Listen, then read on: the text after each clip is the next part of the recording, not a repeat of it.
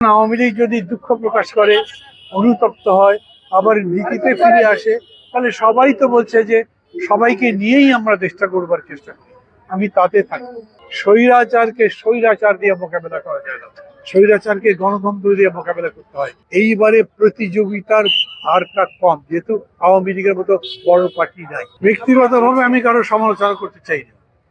আসলে পুরা বিষয়টা রাজনীতি। এটা এত বড় একটা অভ্যুত্থান, এত বড় একটা আন্দোলন যে ওই চিন্তা বাদ দিয়ে অন্য কিছু করা যায় না। আমি আওয়ামী লীগ করেছি মেলাতে, ছেড়ে চলেছি কেন? আমি মনে করেছি যে আওয়ামী লীগ তার নীতিতে নাই।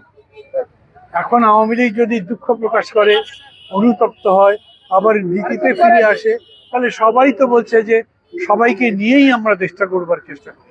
আমি তাতে থাকি। কিন্তু আর অন্যদের আমি দেখি তাদের কোনো সুস্পষ্ট নীতি নাই।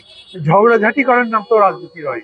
আপনি দেশটা বানাবেন, এত সংকটের মধ্যে দিয়ে যাবার পরে দেশ একটা গণতন্ত্রের পথে যাচ্ছে, সেইখানে এক নাম্বার আমি অন্তর্ভুক্তিমূলক রাজনীতির পক্ষে, 2 নম্বর হলো আমি কারো গণতান্ত্রিক অধিকার হরণ করার পক্ষে, 3 নম্বর হলো গায়ের জোরে কোনো শাসন প্রতিষ্ঠা করা যাবে না। সবচেয়ে বেশি ইম্পর্টেন্ট হলো স্বৈরাচারকে স্বৈরাচার দিয়ে মোকাবেলা করা যায় না, স্বৈরাচারকে গণতন্ত্র দিয়ে মোকাবেলা করতে হয়। আমি খুবই দুঃখিত যে আরো বড় বড় দলগুলোকেও দেখছি তারা এগুলো মেনে যে কাজ করতে পারছেন, সবসময় তা নয়।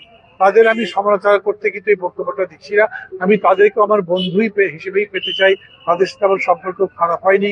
আমাকে ঘোষণা করবার পরেও তারা নিজেদের মতো দলের কাউকে দিয়েছেন, আমি মনে কিছু করি নাই। তাদের নিজেদের দলের ব্যাপার, তারা যা ইচ্ছে তাই করতে পারে, কিন্তু আমার লড়াই আমি করবো, সেটা আমি ছাড়বো না। আমি এই জন্যই আসছি। এবং খুব বিস্ময়কর ভাবে এই এলাকার মানুষ আমাকে এইবারে যে ভালোবাসা দিয়েছে, এইখানে আজ থেকে 1 মাস আগে আমাকে সবাই বলতো যে এটা একটা বিশেষ মার্কার এলাকা, তার বাইরে কিছু করাই যাবে না। আমি অন্য একটা মার্কারে দাঁড়িয়েছি, ওই মার্কা বা কোনো মার্কার বিরোধিতা করি না, কিন্তু আমি আমার কথা বলছি এবং আমি জয়ের ব্যাপারে আশাবাদী আছি। মানুষের ভালোবাসা শিল্প ইনশাআল্লাহ ইনশাআল্লাহ। যে পুলিশ বাহিনী অভ্যন্তরীণ আইন শৃঙ্খলা রক্ষা করে, তারা এখনো ট্রমার মধ্যে, তারা ডাইরেকশন বোঝে না কোন দিকে কি করতে হবে। এর মধ্যে কি হয়েছে, এইবারে প্রতিযোগিতার হারটা কম, যেহেতু আওয়ামী লীগের মতো বড় পার্টি নাই।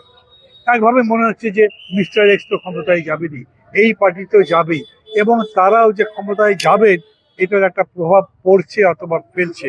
এই মহাস্থান বাজারে যান, এটা তয় বাজার বলি আমরা সবাই, এইখানে যারা তরি তরকারি বিক্রি করে সাধারণ লোক, তাদের কাছে গিয়ে বলা হচ্ছে হাট আমার, যদি ভোট আমাকে না দাও অন্য পার্টির জন্য মিছিল করো, ওই কেতলি মার্কার মিছিল করো, কাল থেকে বসতে দেবো না। এখন এগুলো কি মামলা তো করা যায় না, কিন্তু এগুলো বলা যায়, আমি বলছি। এবং আমি তাদেরকে অনুরোধ করি, এত বড় দল, এত বড় নাম আছে, তারপরে সেই সুনাম নিয়ে ভোট করেন আর গায়ের জোরে করতে চাইবেন, ওইটা কিন্তু হবে না এই দেশে, বাংলাদেশে হবে না, এই শিবগঞ্জে হবে না।